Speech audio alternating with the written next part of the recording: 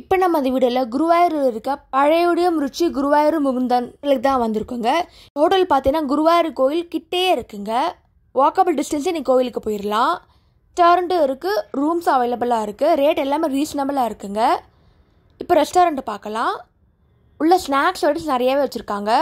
கேரளாவோட பழம்பொரி, cutlet, சமோசாலாம் வச்சுருக்காங்க. Self சர்வீஸும் இருக்குது, ரெஸ்டாரண்ட்டும் உள்ளே இருக்குங்க. ஸ்வீட் வெரைட்டிஸும் வச்சுருக்காங்க. இங்கே கேரளாவில் பார்த்தீங்கன்னா 4 பிரான்ச்சஸ் வச்சுருக்காங்க. இங்கே ஸ்வீட் கூட அவைலபிளாக இருக்குது. இப்போ ரெஸ்டாரண்ட் மெனுவை பார்க்கலாம்.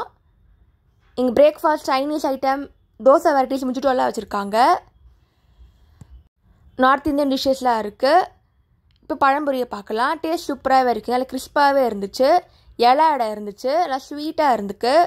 கேரளாவோட ஃபேமஸான போலியும் பாயசம் இருக்குது, மிக்ஸ் பண்ணி சாப்பிடலாம்.